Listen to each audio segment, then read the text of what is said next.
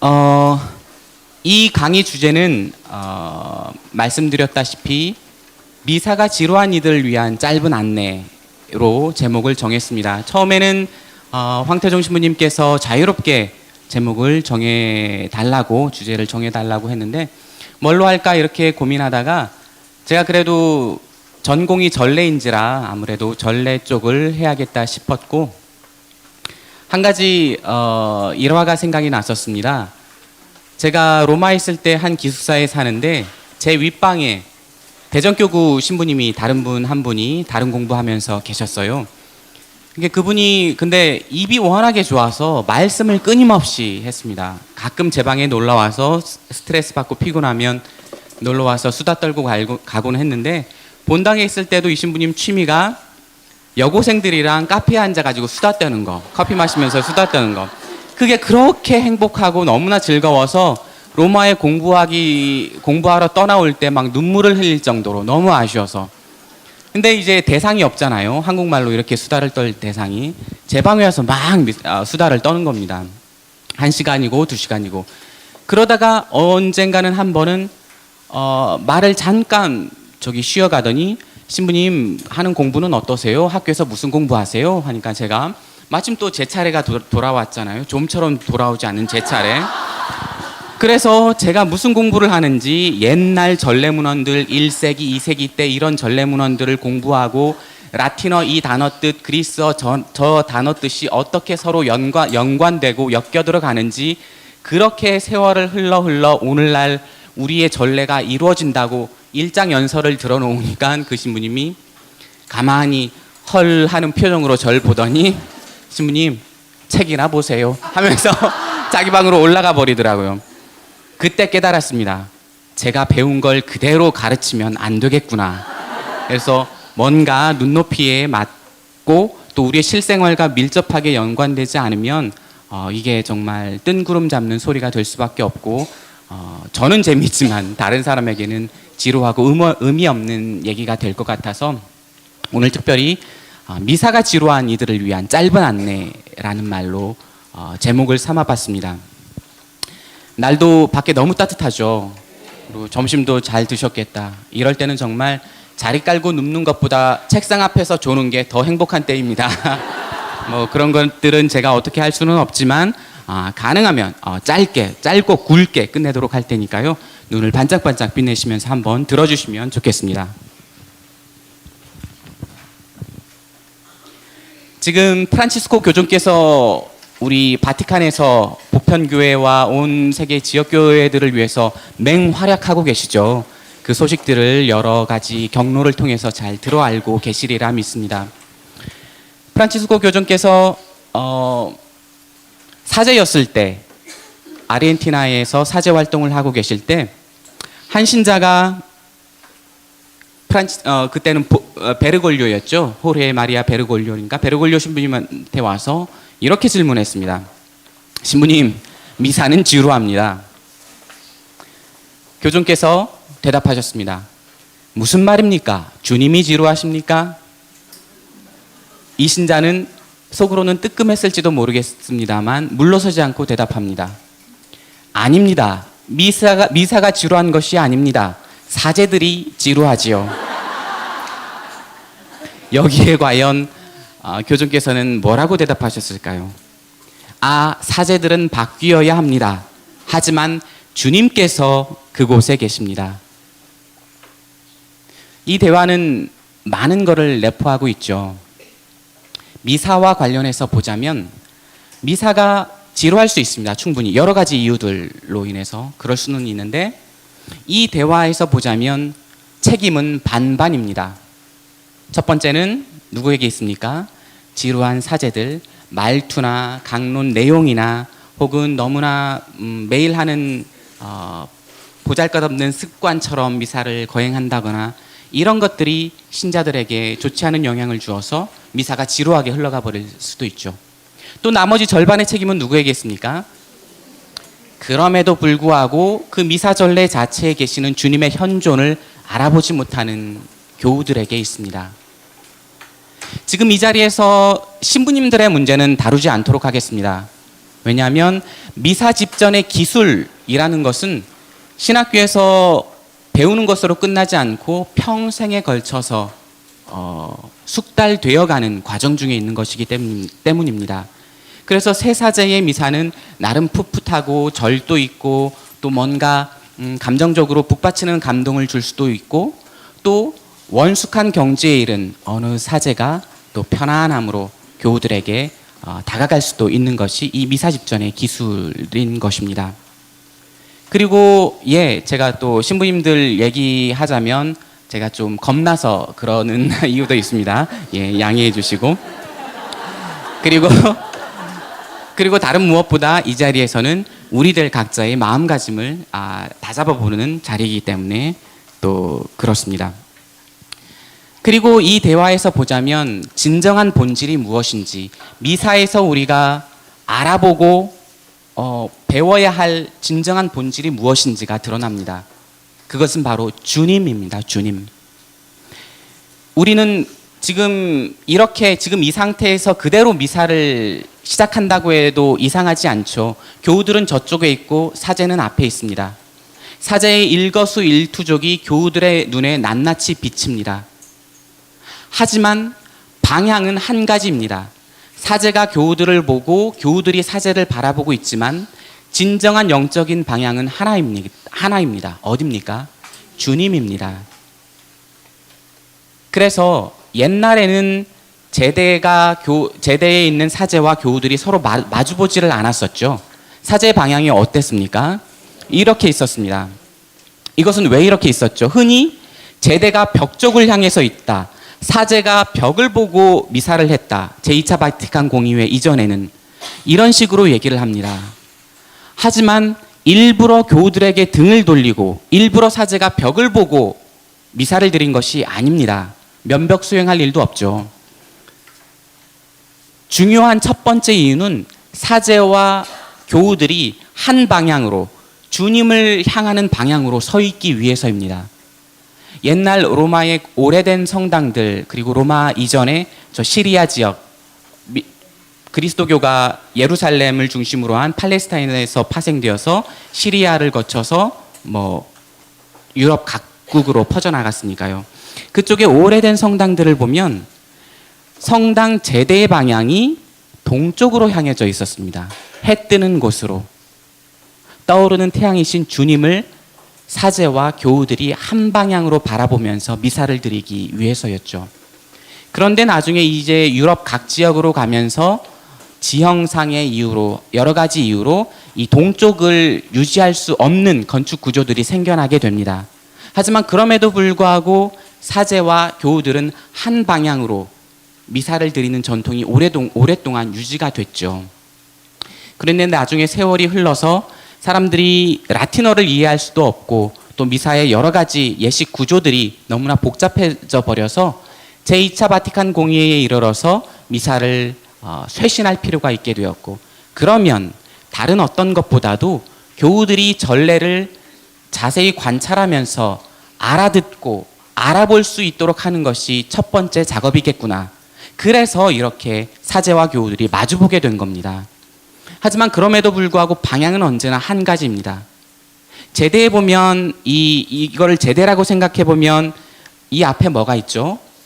십자가가 있습니다. 경본대가 있고 십자가가 있습니다. 여러분들은 제대 너머에서 무엇을 봅니까? 십자가를 봅니다. 바로 한 가지 방향, 주님의 십자가라는 한 가지 방향을 바라보기 위해서 우리는 이런 식의 구조를 가지게 된 겁니다. 사제와 교우들이 마주보고 있지만 우리가 둥그런 방 안에서 남이 들어올 새 없이 우리끼리 손을 잡고 원을 그리고 있는 것이 결코 아닙니다. 미사는 언제나 열린 전례이고 한 방향, 주님의 십자가를 향해서 우리가 걸어가고 있는 여정임을 잊지 말아야 할 것 같습니다. 그래서 사제가 제대 위에서 손동작을 하고 무슨 말을 어떻게 하는지는 사실은 중요하지 않습니다. 베네딕토 16세 교종께서 그렇게 말씀하셨습니다. 주님께서 지금 이 자리에서 무슨 일을 하고 계신지에 비하면 사제의 일거수일투족은 세 발의 피에 불과하다. 아무것도 아니다. 사제를 통해서 주님께서 무엇을 하는지가 중요하지 사제의 인간적인 동작이나 말투나 이런 것들은 사실 아무것도 아니다 라고 말씀하셨죠. 그래서 이 점을 생각해 보면 미사가 지루한 이유는 이 대화라든가 지금까지 제가 말씀드린 점을 미루어 살펴보면 미사 중에서 주님의 현정을 우리가 알아보지 못하고 있다, 깨닫지 못하고 있다. 바로 이 이유가 가장 클 것 같습니다.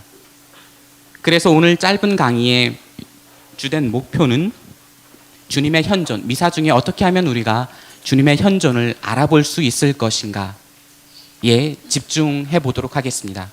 그래서 성찬 전례의 본질이 사제와 신자들이 함께 주님을 바라보는 것임을 우리가 다시 한번 되새겨 보면서 지금 미사 중에 어떤 일이 벌어지고 있고 그때 우리의 마음가짐이나 태도는 어떠한지 한번 살펴보도록 하겠습니다.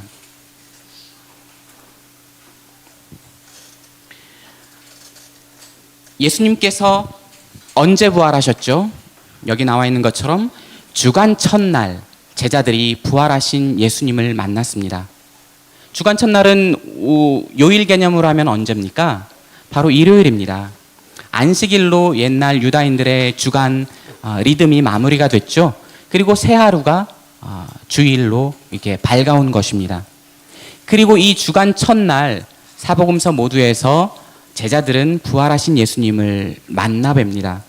그리고 요한복음에 따르면 정확히 여드레 뒤에, 그러니까 이때 시간 계산법은 주일까지 포함합니다. 주일, 월, 화, 수, 목, 금, 토, 일, 여드레 다음 주일에 다시 한번 예수님께서 제자들이 모인 가운데 오시어 평화가 너희와 함께 라고 인사하시는 장면을 볼 수가 있습니다. 그렇게 보자면 주간 첫날에 부활하신 예수님을 만났고 여드레 뒤에 또 한 번 만났고, 그러면 또 여드레 뒤에 무슨 일이 있었는지 알겠죠. 부활한 예수님을 거행하는 성찬전례가 거행됐던 것입니다.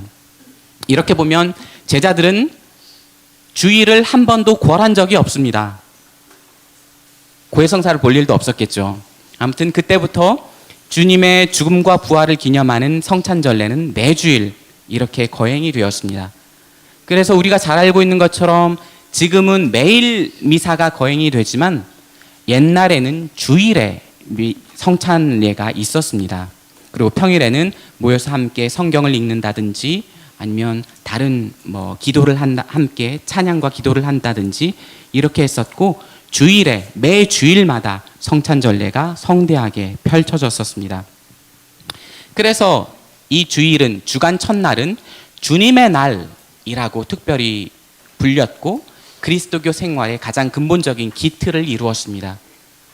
그래서 우리가 미사라고 할 때에도 평일 미사보다는 무엇보다 주일 미사를 가리킵니다. 평일 미사에는 독서와 복음도 연속 독서, 그러니까 오늘 마태오복음 23장 1절에서 21절까지 있었다면 내일은 22절부터 언제까지 이런 식으로 연속 독서가 이루어지지만 주일은 주제별 독서로 이루어집니다. 그 주일 동안 우리가 어떤 주제로 그리스도의 신비를 묵상할 것인가, 이런 식으로 주일 전체가 그리스도 생활의 1년 기틀을 분명하게 보여주죠. 그래서 이 주일은 주님의 날이라고 부를 만큼 그래서 우리가 줄여서 주일이라고 부르죠. 그만큼 아주 중요했고, 이 날은 당연히 나중에 시간이 흐르면서 휴일이 됐겠죠. 건수가 없을까, 어디 놀러 갈 일이 없을까 해서 휴일이 아니라 주님의 날에 주님의 것으로 이 날을 채우기 위해서 온전한 휴일이 됩니다. 그것은 바로 성체성사죠. 주님의 것 중에 주님의 것, 주님의 것 중에 최상의 것, 바로 성체성사가 이 날의 핵심을 이루게 됩니다. 서기 155년경 로마에서 유스티노라는 성인이죠. 순교자가 로마 황제에게 보낸 편지가 있었습니다. 이 당시에는 이 박해가 본격적으로 이루어지지는 않았지만 가끔가다 산발적으로 뭐 좋은 핑계거리가 있을 때, 뭐 네로 시대 때도 그랬죠. 로마 시대에 큰 화재가 났는데 희생양이 필요해서 저 그리스도인들이 불질렀다. 이런 식으로 계기가 있을 때마다 박해가 산발적으로 일어났었습니다. 그리고 일반 백성들 사이에서도 흉흉한 소문이 돌았었죠. 저 그리스도교 신자들은 인육을 먹는다. 그리스도의 살과 피, 인육을 먹는다. 혹은 근친상간을 한다. 위아래 없이 다 형제자매라고 부르니까 이런 흉흉한 소문들이 돌았었고, 그래서 조금 학식 있는 그리스도인들은 아주 논리정연하게 당대의 사람들에게 그 그리스도교를 변호할 필요성을 느꼈었습니다. 유스티노도 마찬가지였죠. 그래서 황제에게 보낸 편지가 출판이 되었습니다. 거기서는 이렇게 나옵니다. 잘 보이시나요? 같이 한번 읽어보도록 하겠습니다. 태양의 날이라 부르는 날, 도시에 사는 사람이거나 시골에 사는 사람이거나 모두 한 장소에 모입니다. 그러고는 시간이 허락하는 한 사도들의 회고록과 예언자들의 글을 낭독합니다. 독서가 끝나면 모임을 주재하는 사람이 모인 사람들에게 아름다운 행동들을 본받도록 훈계도 하고 독려도 합니다. 그 다음에는 모인 사람들이 다 함께 일어서서 우리 자신과 세상의 모든 사람들을 위해 기도합니다. 우리 자신이 삶과 행위로서 올바르게 되고 계명을 충실히 지켜 영원한 구원을 얻으려는 것입니다. 기도가 끝나면 서로 포옹하면서 인사를 나눕니다. 그런 다음에 누군가가 형제들의 모임을 주재하는 사람에게 빵과 물과 포도주가 혼합된 잔을 가져다 줍니다. 그것을 받은 주례자는 성자와 성령의 이름으로 우주의 아버지께 감사와 영광을 바칩니다. 그리고 우리가 은총에 합당한 사람이 되도록 감사 기도를 드립니다. 주례자가 감사의 기도를 마치면 모인 신자들은 목청을 높여 아멘이라고 환호합니다.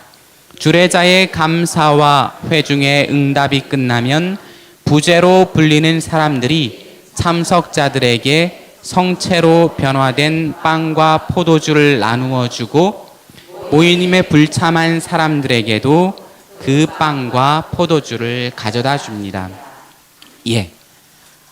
한참 오래전이죠. 거의 2000년 전쯤인데 오늘날의 미사와 많이 비슷하죠.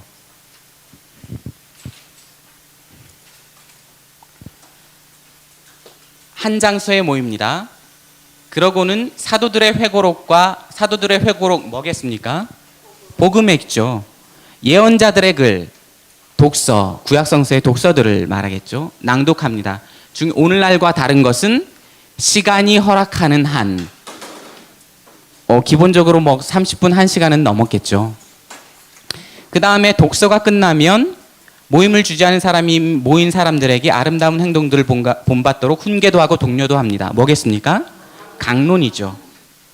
그 다음에는 모인 사람들이 다 함께 일어서서 우리 자신과 세상의 모든 사람들을 위해 기도합니다. 보편지향 기도. 그리고 기도가 끝나면 서로 포옹하면서 인사를 나눕니다. 평화인사. 독특하죠? 말씀의 전례 안에 포함되어 있습니다. 오늘날에는 영성체 의식대에 포함되어 있지만, 그런 다음 누군가가 형제들의 모임을 주재하는 사람에게 빵과 물과 포도주가 혼합된 잔을 가져다 줍니다. 예물봉헌이겠죠. 그것을 받은 주례자는 감사와 영광을 바칩니다. 감사기도겠죠. 그리고 주례자가 감사의 기도를 마치면 아멘이라고 환호합니다.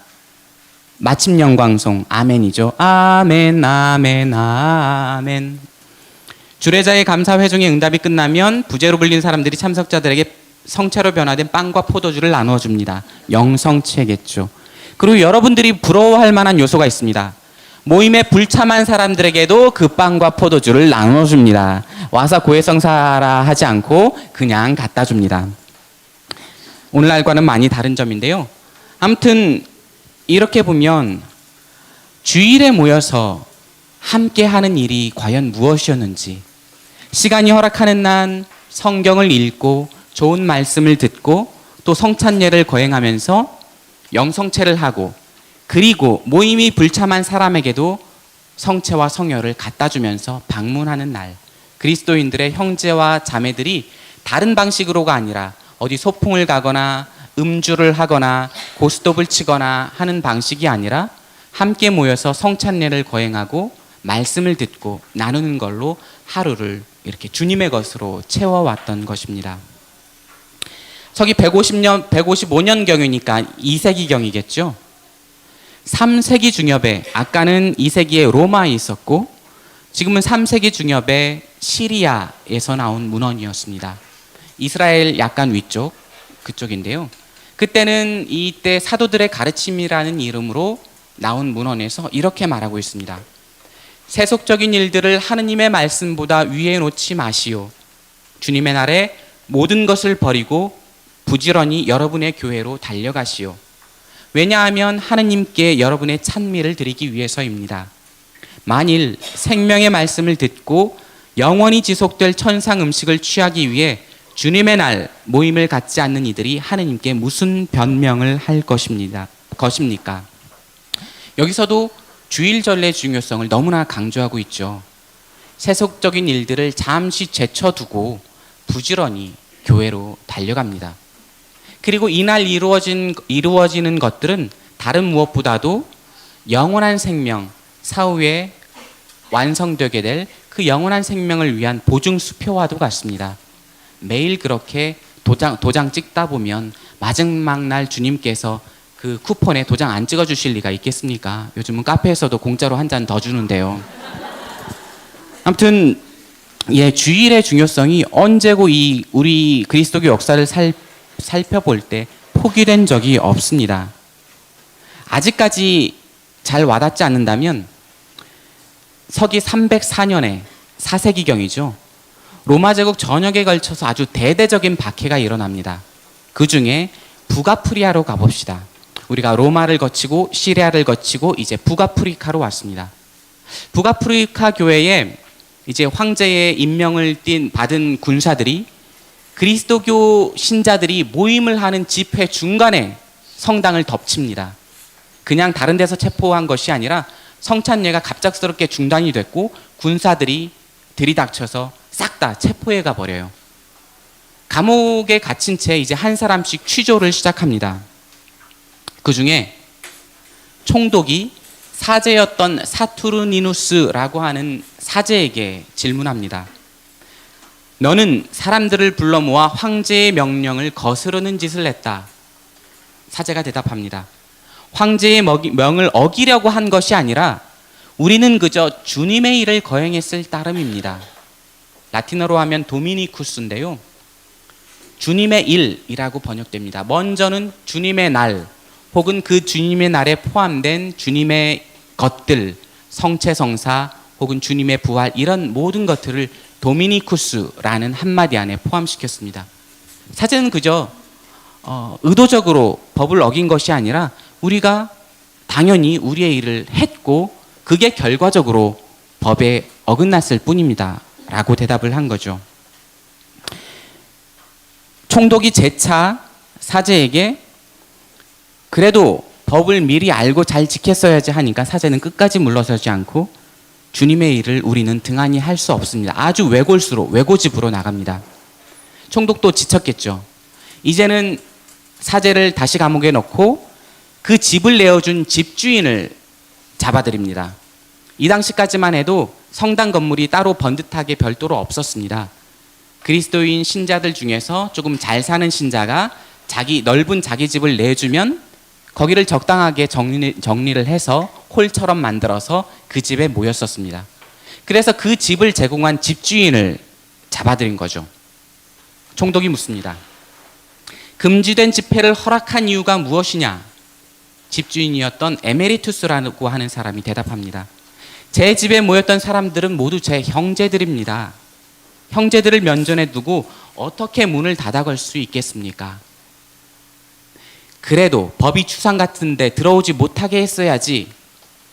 그러니까 마지막으로 이제 비로소 그리스도인들의 본심, 진심이 드러납니다.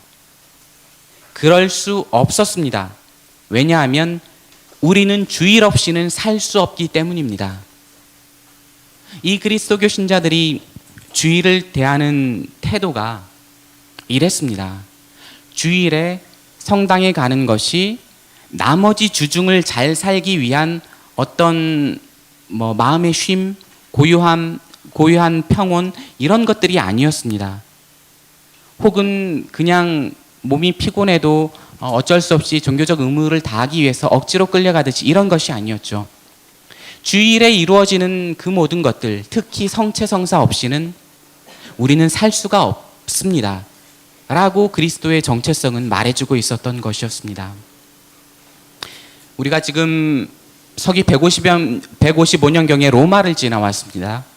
그리고 3세기경에 시리아를 지나왔고 4세기경에 북아프리카를 지나왔습니다. 모두 주일에 대한 태도가 굉장히 강경했죠. 물러서지 않았습니다. 세월을 건너뛰어서 21세기 한국 천주교 제주교구를 한번 돌아봅시다. 얼마 전에 엄청난 폭설이 왔었죠. 덕분에 고해소가 붐볐습니다. 많은 분들이 미사에 정말 모두가 인정할 만큼 오지 못해서 또 집에서도 대송을 바치기는 했습니다만 그래도 와서 많이들 고해를 보셨죠. 근데 제가 아는 어떤 자매님이 성당에서 한 5km 정도 떨어진, 차로 가면 한 10분 정도 거리가 될까요? 살고 계셨는데 이 폭설이 오는 날, 그래서 도저히 꼼짝할 수도 없는 날 걸어서 성당에를 갔습니다. 보통 어르신들 거리로면 1시간도 충분히 걸리고 남을 거리죠. 눈까지 왔으니 길이 얼마나 험했겠습니까? 그리고 그렇게 갔다 오면서 찬바람을 쌩쌩 맞아버려가지고 감기까지 복싹 들었습니다. 아이고, 제가 조금 안쓰러워가지고 물었습니다. 아이고, 무사 경험까지 성당 갑디가게 그냥 집에서 대송 하고 말주. 참 사제가 해서는 안 될 말인 것 같습니다만 그렇게 몸까지 아파가면서 또 중간에 사고 날 위험도 많으니까 이렇게 했더니 이 자매님 말, 아이고, 처음부터 성당까지 걸어가자는 한 건 아니고 그냥 이 버스 정류장에 나간 버스가 하도 안 오길래 호금 앞이강 기다려볼까, 조금 걸어가서 좀 기다리다가 또 앞이강 걸어가고 이렇게 하다 보니까 성당까지 갔답니다. 그리고 성당에 가는 길에 버스 정류장 근처에서 버스가 지나가기까지 했답니다. 그런데 버스 정류장이 아니니까 이 버스 기사도 설 수가 없었던 겁니다. 눈길이고 갑자기 이렇게 아무리 손들러 봐도 세워주지도 안 하고. 근데 그렇게 하고 갔다 보니까 이제 성당에 갔다는 겁니다. 이 자매님이 그렇게 이 자매님한테 그 앞에서 제가 예를 든 것처럼 주일이 목숨처럼 소중했는지는 모르겠습니다. 하지만 순서는 분명했죠. 주일에는 꼭 성당에 가서 성체성사를 거행하고 영성체를 하고 이것을 적어도 당연하게 여기는 정도는 됐었습니다. 그리고 이 자매님이 처음부터 그렇게 이 미사를 주일에 당연히 성당에 가야 되는 걸로 여겼던 것은 아니었습니다. 이 자매님도 마찬가지로 예비신자 때가 있었죠. 예비신자 때가 그리고 이 자매님은 누구 안내를 받아서 성당에 간 것도 아니었습니다. 스스로 갔어요. 생판 모르는, 남 모르는 공동체에. 그러니까 얼마나 예비신자 입장에서는 처음 하는 미사가 되게 부담스럽고 무슨 일이 진행되고 있는지도 모르고 얼마나 지루했겠습니까? 금방 그만두어도 이상하지 않았던 때였습니다. 그런데 참 독하기도 하셔라. 이 자매님 마음 먹었습니다. 내가 성당에 와봤더니 내가 모르는 일 투성이더라. 그러면 어떻게 할까? 3년을 꼬박 매일 미사에 나가보자. 그래도 이해가 되지 않으면 그때 그만두어도 늦지 않다. 3년을 꼬박 다녔습니다. 그리고 그 결과 지금처럼 주일에 다른 일을 하지 않고 주일 미사에 가는 것을 당연하게 여기는 신자가 되었습니다. 이 자매님이 귤밭을 하는데요. 특히 평일 미사 때는 특히 밑강탈철 되면 이제 미사 나오기가 힘들잖아요. 새벽 미사든지 저녁 미사든지. 그럴 때는 평일 미사도 얼마든지 빠집니다. 농사일이 급하니까. 그런데 비가 오면 밭에도 못 가고 이렇게 할 때가 되면 아이고 좋다구나 하면서 성채나 바다 먹으러 가사 켜 하면서 성당회를 또 갑니다. 이렇게 자기 삶의 우선순위가 분명한 거죠. 세속에서의 자기 생활을 분명히 하면서도 동시에 모든 것에 앞서서 주님의 일을 앞에 놓습니다. 여기서 우리는 중요한 순서 하나를 발견합니다. 미사가 재밌고 흥미있고 굉장히 감동적이어서 그래서 우리가 성당에 가는 게 아닙니다. 일단 먼저 주님의 일을 우선순위에 놓고 그것을 이루기 위해서 그래서 성당에 가고 미사에 참여합니다.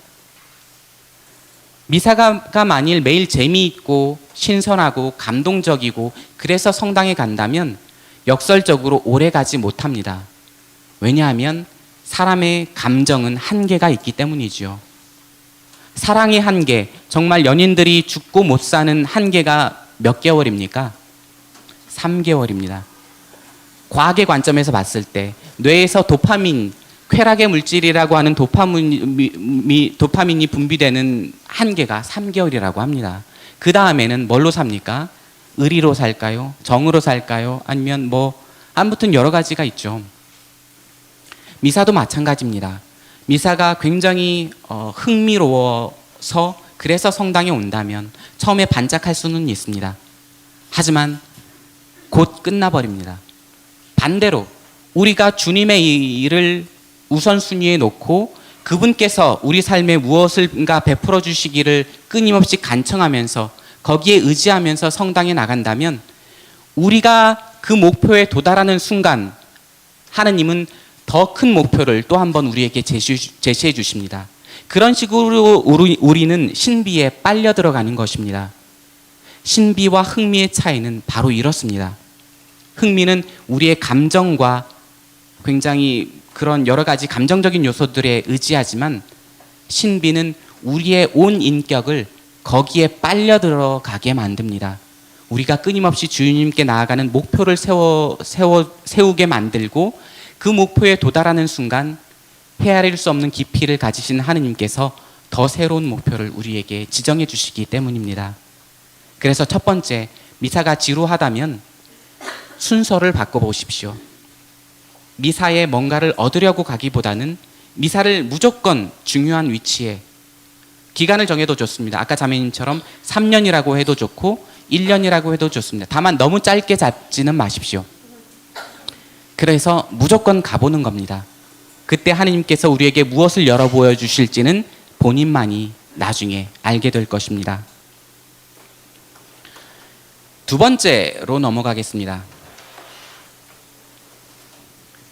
한국 천주교회도 박해시대가 있었죠. 그때 여러 백성들을 잡아다가 신문한 기록을 공초라고 하는데요. 거기에 감동적인 일화가 하나 있습니다. 황 베드로라고 하는 백정 출신 신자가 잡혀왔습니다. 그리고 사또는 이 베드로에게 당연히 배교할 것을 강력하게 권했겠죠. 사또가 물었습니다. 너는 천하디 천한 백성이요 배운 바가 하나도 없는데 어떻게 천주교를 배웠으며 그 이치를 깨달았다고 하느냐? 그리고 천국이 있다고 어떻게 증명하겠느냐? 이렇게 모진 육신의 고통을 당하지 말고 사악한 종교를 버리고 순리대로 살아라. 여기에 베드로는 이렇게 대답했습니다. 당신이 말한 이렇게 천하디 천한 나를 우리 교우들은 형제라고 또한 벗이라고 불러주었고 우리는 함께 하느님께 미사 성제를 드리며 처음으로 인간 대접을 받았습니다. 주님께서 여러분과 함께라고 사제가 말씀하셨을 때 저 역시 제외되지 않았습니다. 저에게 이미 천국이 바로 교회입니다. 죽어서 천국이 없어도 저는 괜찮습니다. 늘 미사정 성제에 참여할 때 저의 마음은 드높이 감동되었습니다. 저에게 교우들은 하느님의 존재와 교회의 믿을 교리와 기도할 신공을 가르쳐 주었습니다. 저는 이 세상에서 태어난 목적을 알았으며 모태는 다르지만 하느님의 지음받은 우리 모두는 형제 자매입니다. 조선시대 때 이 제사는 양반들이 드렸었죠. 그렇게 그리고 평민까지도 드릴 수 있었는데, 이 제사를 드릴 수 있었던 평민이나 양반이 죽었을 때 뭐라고 표현합니까? 돌아가셨다. 누구 돌아가셨다. 우리도 요즘에 웃 어른들한테 쓰죠. 돌아가셨다라는 말이 있습니다. 반면에 천민이, 평민도 되지 못한 노비 같은 사람들, 천민이 죽었을 때는 뭐라고 했습니까? 돌아가셨다고 하지 않고 되졌다 라고 했습니다. 이 되졌다라는 말은 사실 다 되어졌다, 인생이 다 되어졌다는 말이라고 했는데요. 아무래도 그 하층 계급 사람들한테 함부로 팍팍 쓰는 말이다 보니까 되졌다 뭐 이런 식으로 되어버린 것 같습니다. 그리고 천민할 때 그 천이라는 한자 말은 그 말을 이게 따로따로 떼어서 단어를 분석해 보면 창으로 승리해서 뺏은 재물이라는 뜻이라고 합니다. 그래서 전쟁에서 잡혀온 포로들 혹은 노략질에서 얻은 어떤 사람을 일컬어 정말 사람 대접도 못 받을 재물과 같은 인간, 그래서 천민이라고 노획물이라고 불렀었던 거죠. 그런데 이러한 대접을 평소에 받던 천민이 아까 본 것처럼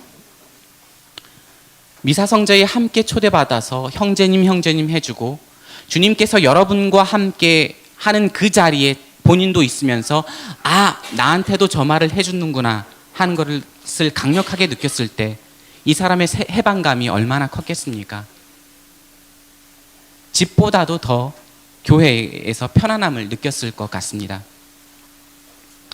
그래서 양반과 평민과 천민이 모두 함께 돌아가셨다는 말을 듣는 사람과 되졌다는 말을 듣는 사람이 모두 함께 미사성제에 참여해서 하느님의 한 자녀로서 살아가는 그 기쁨이 이 사람에게 얼마나 컸을지를 생각해 보십시오.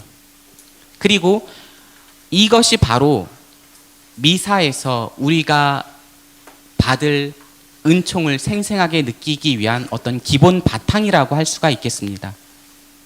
미사에 오는 교우들을 한번 생각해 봅시다. 그리고 미사를 낯설게 느끼는 그 사람들을 혹은 우리 자신들을 생각해 봅시다. 편안하지 않아서가 한 가지 이유일 수가 있겠죠. 내가 편안한 사람들과 내가 편안한 장소에서 내가 무언가를 하고 있는 게 아니라 사제는 저 앞에서 뭔가 자기 혼자 의리번쩍한 잔을 조물딱거리고 있고 또 생판 모르는 사람들이 옆에서 있다가 언제 인사하라니까 멋쩍게 인사하고 이러다 보면 미사에 집중하려고 해도 사실은 어렵겠죠. 신경이 예민해지고 뭔가 조바심 납니다. 차라리 공연장에서 관객석에 앉아 있는 게 훨씬 더 편할 겁니다.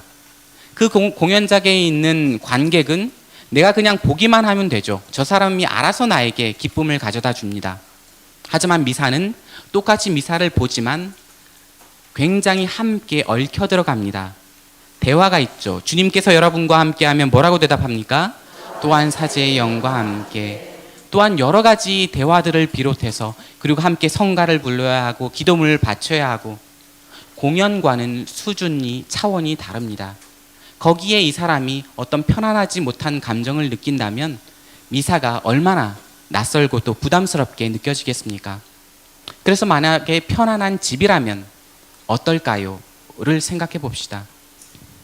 그리고 교회 공동체를 편안한 집처럼 느낄 수 있도록 우리가 만들어가는 것이 중요합니다. 공동체적인 분위기, 그리고 무엇보다도 차별의 말을 우리 공동체에서 걷어내야 합니다. 저 황베드로라는 사람이 사회에서는 차별받지만 교회에서는 똑같이 사람 대접을 받았던 것처럼 우리 오늘날 교회 공동체도 마찬가지입니다. 굉장히 흥미로운 현상 하나를 제가 보는데요. 밖에서의 직함이 성당에서도 고스란히 불려지는 경우를 많이 봅니다. 특히 우리 의사 선생님들, 특히 원장님. 성당에서도 오면 원장님으로 불립니다. 교수님으로 불립니다. 그냥 그럴 때마다 정말 듣는 본인들은 거절했으면 좋겠습니다. 형제님, 자매님이라고 불러주십시오. 아니면 차라리 누구씨, 세례명으로 아브라함 씨라고 불러주십시오라고. 그 말 하나에 사회에서의 대접받음으로써 소외되는 사람들이 자동적으로 발생하고 있는 그런 분위기가 교회 공동체까지 오염시켜 버립니다. 그래서 차별하지 않는, 물론 누군가를 차별하려고 그 사람들을 그런 식으로 부르는 것은 아닐 것입니다. 하지만 그 단어가 내뱉어지는 순간 자동적으로 누군가는 차별을 받게 된다는 사실을 기억하면 좋겠습니다. 그리고 서로 격려하는 말. 프란치스코 교주께서 누누이 강조하시죠. 뒤에서 험담하지 마라. 재작년인가 그 교황청에서 근무하는 직원들을 대상으로 강론을 하신 적이 있는데요. 성탄절 즈음에 성탄 인사 그리고 덕담을 건네는 것이 보통 그때 관행이었습니다. 하지만 이때 교황님께서는 교황청 직원들이 걸리기 쉬운 15가지 질병 이렇게 하면서 관료주의, 경직된 얼굴, 어디 장례식에서나 갈 법한 얼굴을 직장에서 하고 앉았다, 이런 식으로 신랄하게 비판해 버립니다. 그때 나왔던 게 하나가 호박씨 증후군. 뒤에서 호박씨 까는 사람들은 정말 병에 걸린 것이다 라고까지 말할 정도로 아주 강력하게 경고하셨습니다. 이것들이 얼마나 천천히, 얼마나 교묘하게, 얼마나 간교하게 교회 공동체를 와해시켜버리는지 누누이 강조하셨죠. 우리가 성령의 가치들로 교회의 알맹이를 채워가지 않는다면 우리 조직이 무슨 소용이겠습니까? 이러한 것들이 우리 교회 공동체의 분위기를 일신하면서 쇄신하면서 그 미사 전례에도 아주 중요한 영향을 미친다는 사실을 기억했으면 좋겠습니다. 그리고 또 마지막으로 서로가 만나서 이야기를 할 때 하느님 체험에 대해서 이야기를 했으면 너무나 좋겠습니다. 제가 본당 생활이 아주 짧은데요. 노영분당에서 딱 2년 있었습니다. 그때 제가 가장 행복했던 순간은 다른 때가 아니었고 교우들에게서 하느님 체험한 이야기를 들을 때였습니다. 온갖 곤경과 어려움과 예상치 못한 상황에서 어떤 교우들은 하느님의 손길을 발견하고 기꺼이 나누어 줍니다. 그래서 여러 가지 다른 종류의 수다들, 그리고 서로 간에 힘들고 어려운 점도 좋지만 불평이나 아니면 뭐라 그럴까요? 회한을 늘어놓는 자리, 절망적인 소리로 그치지 말았으면 좋겠습니다. 거기에 하느님이 있다는 사실에 주목하시고, 그리고 그 하느님 체험의 원천이 언제나 미사 성제에서 영성체를 통해 나온다는 사실 잊지 않으셨으면 좋겠습니다. 2가지 이야기를 했습니다. 첫 번째는 순서를 바꿔라. 미사가 재미있어서 거기에 가는 것이 아니라 미사가 중요한 것이어서 우리 삶의 첫 자리여서 거기에 가는 것이고, 그때마다 하느님은 새로운 목표를 보여주신다. 2번째는 차별하지 않는 공동체에서 집처럼 편안한 분위기를 만들 필요가 있다. 그리고 그 사이에 형제 자매들끼리 서로 격려해 주는 말, 하느님 체험을 나누다 보면 그것이 미사 전례를 위해서도 엄청나게 큰 도움이 된다. 마지막으로 3번째입니다. 미사는 사실 매일 똑같죠. 자질구레한 일과 생각, 이거는 효과고 매일 똑같습니다. 독서 복음 정도가 달라지지만 틀이 너무 똑같아서 미사가 지루합니다 라고 말하는 교우들이 적지 않아요. 새로운 게 없거든요. 하지만 반대로 생각해 보십시오. 미사가 매일 새로워야 한다면 거기에 준비하는 봉사자들은 얼마나 피곤할 것이며, 또 이거에 익숙해졌다 싶은데 다른 일이 벌어져 버린다면 거기에 참여한 교우들은 또 얼마나 당황스러울 것이며, 그리고 또 반대로 매일 똑같은 습관이 우리에게 주는 은총과 도움도 분명하게 있습니다. 자질구레한 일과 생각으로부터 무엇보다 해방시켜주죠. 우리가 잘 알고 익숙한 것에 매일 똑같은 일을 그렇게 하게 된다면 그 순간 우리는 다른 모든 일로부터 해방되는 순간을 맞이하게 됩니다. 그리고 마음과 정신의 자유 혹은 좋은 습관으로 이어지는 길이 됩니다. 감사합니다. 사랑해요. 뻔한 말이죠. 하지만 이 말 한마디에 목말라 하는 사람이 얼마나 많습니까? 가정 안에서 사랑합니다라는 말, 낯간지럽지만, 그리고 또 만나는 사람마다, 도움을 받은 사람마다 감사합니다라는 뻔한 말, 이 한마디가 있고 없고의 차이는 너무나 큽니다. 미사도 마찬가지일 거예요. 매일 똑같아서 아무것도 아닌 것처럼 보이지만 그것이 사라져 버렸을 때는 얼마나 큰 허탈함이 우리 마음에 생겨날 것인가. 미사는 그래서 하느님의 자녀들이 아버지께 바치는 감사입니다. 사람들에게 감사해요 라는 것과 비슷하게 우리는 미사를 통해서 아버지께 감사의 애정을 표현합니다. 그리고 그리스도의 배우자로서, 그리스도의 신부로서 교회가 그리스도께 드리는 사랑 고백이기도 합니다. 미사 통상문은 그래서 매일 똑같은 우리의 미사 통상문은 우리가 감사해요, 사랑해요 라는 말과 같다고 할 수가 있겠습니다. 뻔하고 누구나 알 수 있고 쉬운 것이지만 그것에 굉장한 마음을 담았을 때에는 둘도 없이 소중한, 그리고 엄청난 새로움으로 우리에게 다가올 수 있다는 것을 기억합시다. 그래서 이 똑같은 것들이 주는 은총에 대해서 미국의 영성가인 토마스 머튼이라고 하는 사람은 이렇게 말했습니다. 토마스 머튼 혹시 들어보셨나요? 현대의 아우구스티노라고 할 만한 사람입니다. 미국의 20세기의 트라피스트 수도회 회원이었는데요. 나름대로 굉장히 똑똑한 사람이었지만 방탕한 생활을 하다가 나중에 가톨릭으로 회심해서 수도원에 들어가서 봉쇄수도자로 살았던 사람인데요. 시편으로 바치는 기도를 즐겨 바쳤었습니다. 시편은 그리고 성경에 나와 있는 대로 150편이죠. 글자를 그대로 읽어가는 겁니다. 개신교 신자들은 어떻게 기도합니까? 통성 기도라고 해서 굉장히 많이 소리치고 마음에 있는 것들을 막 내놓고 하죠.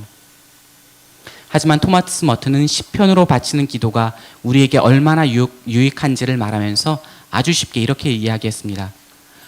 우리가 하느님께 매일 날마다 드릴 말을 생각하지 않는다는 것이 얼마나 다행입니까?